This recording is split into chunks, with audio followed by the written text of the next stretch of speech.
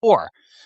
We were just in that high school and going to New York, and she had worked at Strickland's in Akron, and that gave her a lot of qualifying opportunity to be able to go out there and make this restaurant happen. It was really cool.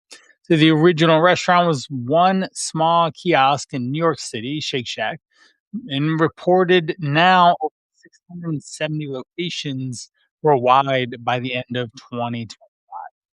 This family connection, silly enough, connects me to Shake Shack, and it's an easy reason to add it to the restaurant series.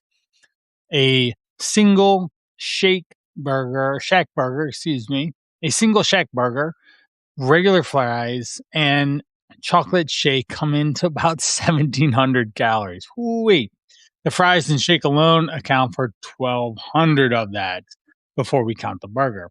I'm going to evaluate 6 common choices, build 3 complete meals that you can use, and you will get a lighter option that has a lot of cool proteins. Do somewhat similar but different from what we've been doing in the tiers and different thing of these episodes for the What to Order restaurant series. So that's going to be a bit unique here. Driven for Health. I'm Coach Brian Parana, and this is episode 155. 11. That's how many restaurant series I've done so far, including this one. We covered Wendy's last, and we're back on the burger train. They all offer something a little bit different. One of the big things about Wendy's, if you remember, it was fresh, never frozen. And with Shake Shack, they just have delicious burgers. So they're coaching people for more than years, thousands of people. I like to pay attention to 2 very important off the top numbers, calories and protein. When we focus on those 2 things in any type of food that you're picking, especially when it does have protein in it, say a burger or a chicken sandwich or a sub, then it can help you quantify about how many calories are actually in the sandwich or whatever you're eating there, and to what degree you're gonna get the amount of protein that you need out of it. I grouped the menu around 6 different awards. After that, I'll build 3 meals that you can use right away. And we'll start with the first award. It's just the chocolate shake. This guy, 750 calories. This is as many calories as most cheeseburgers, hamburgers are at, say, Red Robin's, to give you perspective. Because it's dairy, it does have about 60 grams of protein, but 45 grams fat. And that is, there's a lot more left over for the carb sugars that are coming from this. For comparison, the single hamburger on the menu here is 370, 25 grams of protein. So you basically have 2 hamburgers, you get 50 grams of protein and roughly the same amount of calories. Shakes make this a big dessert choice, obviously, and in general, 750 calories if you're off a normal 2,000 calorie diet, but that's over a quarter. It's like 35% of your total calories for the day. Whew, that ends up being a lot of calories. Now, if you have less and you're in the fat loss mode, this is taking up closer to 40 to 50% of your total calories that you do. So you really have to pay attention to this. A shake like this would be best split up or the smallest size you can get to be able to cut down on the 750 calorie pound total there. Award number 2, the lowest protein return. This one goes to figure it's fries. The regular French fries is about 470 calories with 6 grams of protein. It's definitely not a shock here. A single burger, a cheeseburger, contains 440 calories and 29 grams of protein. That's the comparison I'd like to show you there on how much little protein are in fries. Obviously, they're potatoes. They just don't have a lot of protein in it, and they're fried. Now, 470 calories and 6 grams of protein, the fries, they really contribute a little to the amount of protein that we're trying to target in most meals, which would be roughly 40 to 50 across 3 to 4 meals in a day for most guys. This word, the word fries, is always almost automatic when you get combos. So you really have to pay attention to not just throw it out there and launch and just say, I want fries with that. Do you? Do you? Award number 3, read the full description. That's what this one's called. The Shroomburger. This is the one that wins this. It's a portobello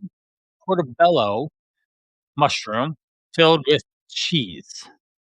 Shake Shack breads and fries the whole thing, which is amazing, but the same 110 calories, 18 grams of protein, and 27 grams of fat.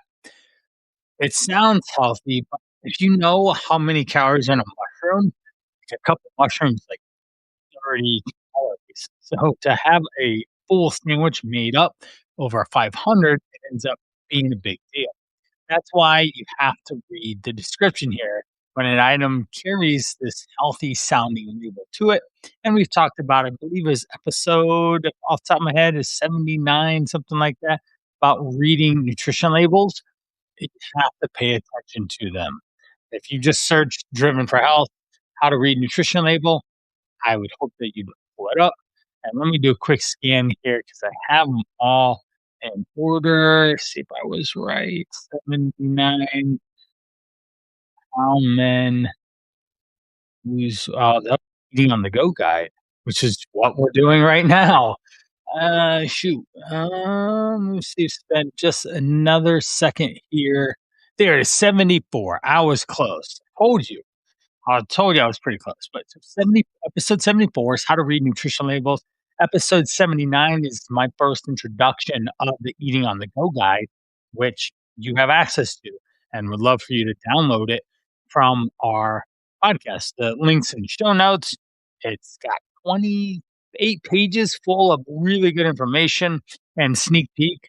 Just to throw this out there, the next episode that's going to come out tomorrow because I'm been trying to do these daily is on the go gas station. What to go in and grab there because man, at gas stations you can get 100,000 calories that do not help you move in the direction of your health goals. All right, that's an underlying thing I always talk about is the AIM principle, and yeah, gas station will take you far off. So I hope that you tune in to tomorrow's episode to listen in about that. All right, back on track. So we were going over the the portobello mushroom burger, and yeah, it's not as healthy as you like it. So if you're vegetarian, just know that again, it's costing you at least 25% of your calories of the day, and it's just not. It has very little protein in it too. Award number 5 is the sodium check. The single smoke shake is going to be at it's 600 calories and 36 grams of protein. It carries 38 grams of fat. Anytime you see fat and protein very similar to each other, just throw this out here for you guys, it's just not a good combination. It's primarily fat calories coming in to the mix. So we'll do some quick math here 38 times 9. So I just like to do 38 times 10. So it's 380 minus 9. So that's 371 fat calories out of the 600. So it's over 50% fat, what it is. Now, quick math there 9 is the calorie per gram multiplier, 4 is for protein and carbs. So 4 times 36, we're going to make my brain do a little bit of work. So we have a 4 there, uh, 4, and that's 12, 13. It's like, man, like 30. It's like, we'll say 140 calories out of it. Let's just do some quick math. I'm getting lost in all these numbers here. So I hope that you're not, though. So the shake, smoke shack burger is going to end up being the biggest calorie at 1,800 milligrams. That's what we're looking for here to pay attention to. It's nearly your daily's amount of recommended sodium intake by the FDA, and that's the daily value. So this is 80% or so of the total amount. That's like, wow. If your doctor's asking you to watch your sodium or blood pressure, this one is not for you. The bacon, cherry peppers, cheese, and the shack sauce contribute to that sodium number. That's why it tastes so good. And if you order it, just keep the other meals in the day super duper light and drink a crazy amount of water to help flush that out, like a gallon. Award 5, the signature order. This is the single shack burger is the signature order. It contains about 500 calories. 29 grams of protein and 30 grams of fat. So again, this is a big fat source with some protein in it and 1,200 milligrams of sodium. So it's still not gonna be the ideal.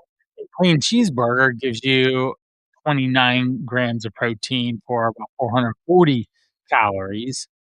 The single hamburger comes in at 350 calories, so 25 grams of protein. So what we have here, let's go over that again. The single shack burger, the special one, 29 grams of protein. The single cheeseburger is 29, and the hamburger is 25. It's the cheese is the difference there, but calories range from 500 to 440 to 370. And between that cheeseburger and hamburger, it's the cheese, which accounts for roughly 70-ish calories or so, and that would be a typical slice of cheese. Just for simple math, a Kraft American sliced cheese, you can just call it 100 calories for simple, easy math to add up however many calories are in that burger there. If you prefer the Chicken Shack, it's 550 calories with 33 grams of protein. So more protein, but it's got bread and it's fried. So it still has a lot of fat in it. And it doesn't necessarily win too much more than others. And you would naturally think, oh, will pick the chicken over the beef. But at 33 grams of protein and 31 grams of fat, it's not a good deal. The best meal the best full meal is the last award. My winner is the double hamburger, 560 calories, 44 grams of protein, and 30 grams of fat. Finally, got a winner where you have more protein than the amount of fat that is in a product. Now, if you want a full meal to get into the 60-ish grams of protein, this one will do it. Shackburg will get you in trouble though. 760 calories. It does have 51 grams of protein, but 48 grams of fat. So that's the big difference. Whereas the double hamburger, again, 44 grams of protein and 30 grams of fat. So much less, 18 grams less than the double shack burger because of all the special stuff on there. So we have to pay attention. That's going to be a single hamburger, double hamburger, going to be the winners here. Not the most exciting thing to get at Shake Shack, of course. Now, if we're looking at 3 meals to actually get, so let's look at how we can actually build some meals to make it enjoyable. We got the famous Shake Shack meal. Start with a single Shack burger, add regular fries and chocolate shake. That gives you 1,720 calories, 51 grams of protein, but 97 grams of fat in your day's intake of sodium. Yowza. That's too much. It's really not gonna be the winner here. The lighter meal is gonna be a single hamburger with water. Boring, but it checks the box. It'll have 25 grams of protein, and hopefully it'll hold you over for a little bit and not keep you hungry sooner rather than later. That ends up being a challenge here. The full high protein meal is gonna be the double hamburger with water or a 0-calorie option as well. I'm a big Coke Zero fan. That would be my choice, or a diet is the second one, so I probably would get one of those at this meal and save water for my daily intake that I drink automatically.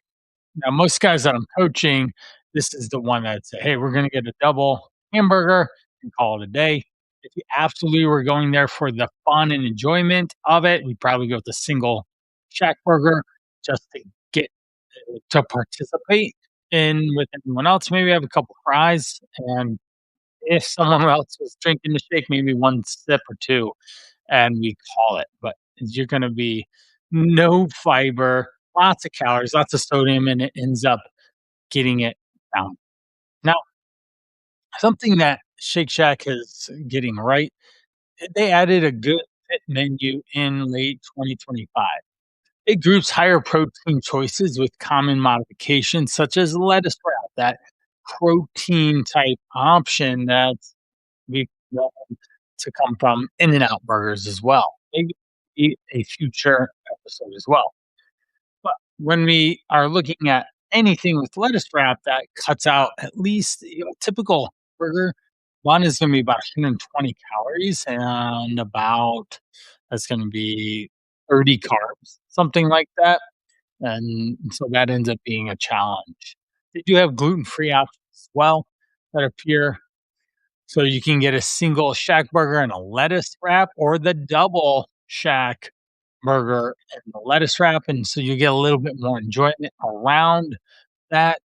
And when we wrap it in lettuce, we get about 170 less calories because of the bun and whatever else goes into that. So that ends up being, like I said, a regular bun is 120 calories. They probably put butter on it, and then that whereas the extra 50 calories comes from pretty easy. So the wrap can save 170 calories, which is, and then you get that double burger. That's the win. The rule to use at any burger restaurant, you got to look at the nutrition labels. We're trying to understand what the best, highest protein, lowest fat options are. And then Shake Shack is the hamburger, and that ends up being it. Some of the other ones that ends up being a single, say, cheeseburger or hamburger. We do the cheeseburger to make it a little more fun. All right, moving into the Fast Five. We covered the menu, but let's go through how Shake Shack develops its food and runs its business. Some interesting different things about Shake Shack itself that I found interesting wanted to share with you. Number one, why did the crinkle cut fries return? In 2013, Shake Shack began replacing its frozen crinkle cut fries with fresh cut potatoes. The fresh fries took more kitchen work. The restaurant struggled to make them consistently. Customers kept asking for the crinkle cuts to return. And a year later, Shake Shack put that back. It's a lot of the mechanics of keeping the restaurant moving and a clean operation are a big reason why companies choose. Just like remember Panda Express, they changed the orange chicken sauce because they want it to be more consistent and more available and to make it easier for them. So that was episode the Panda Express episode 153. Just so that you can go back. Number two, what does Shake Shack have in common with fine dining? Well, founder Danny Meyer calls Shake Shack fine casual. And I could see that, especially coming from New York. He says the early recipes were tested in the kitchen of 11 Medicine Park. The original burger also used the same beef served at Union Square Cafe. That fine dining background helps explain the attention paid to the detail of the single burger patty itself. Number three, what makes the Shack Burger patty different? Why has it been just all over the place, right? Why has it gained so much popularity? Shake Shack worked with York butcher Pat LaFrida to develop its own beef blend. The company keeps the exact blend a secret, of course, and confirms that it uses muscle cuts with no added trimmings or fat. And that's a really good thing because it's like an all patty, not full of a bunch of other things. Next, the cold patty gets pressed into on a hot griddle, creating the brown crust and keeps the juices in the patty itself. It's like searing it. So that gives it some of its unique taste, flavor, and experience why it's been so good. Number 4. Why did this Czech sauce recipe have to change? An earlier version of Czech sauce included finely chopped pickles. The pickle pieces kept clogging the squeeze bottles in the kitchen. So, like, it's an operational thing. We gotta remove that from the recipe so the employees could keep sauce and burgers and everything consistent. All right. And the restaurant has to make same burger hundreds of times a day, and clogged bottles slows down the whole process. And lastly, number 5, when did Shake Shack open its first drive-thru? Well, that was so recent. It opened its first one in December 2021. The first 2, Maple Grove, Minnesota, and East Summit, Missouri. That happened about 17 years after the permanent Madison Square Park location opened, and the drive-thru gave Shake Shack a way to reach more suburban customers, just like any other fast food restaurant. It's surprising that it took so long for them to actually do that. As we wrap up, I want you to remember the next time you go into Shake Shack, we're going with single or double hamburger is going to win to get plenty of protein and keep the calories in check. If you don't want to be boring, then go with the Shack Burger single to make it a little more fun, and do the lettuce style, the double Shack Burger, and you'll be actually okay there. Fries, you need to split with someone. If you're going to go with a tasty milkshake, absolutely need to split that as well. If you need more help with eating on the go at all these restaurants, I have an eating on the go guide. It's at go.brianparana.com/eating on the go. It'll be linked in the show notes. Grab it, please. It comes with the same type of breakdowns for all the restaurants that I've been doing since episode 145. And this is episode 155. All right. So there's a lot of them that are in there, like Chick fil A, McDonald's, Taco Bell, Panda Express, Wendy's, and more. So the next time we're at a gas station pit stop, that's what I'm talking about tomorrow. And that is also inside the guide. And if you're on the go, share this with an episode or get your guide and pass it along. Love to get that out to more people to help them. That's it for this episode of Driven for Health. Train hard, eat smart, and I will catch you in the next.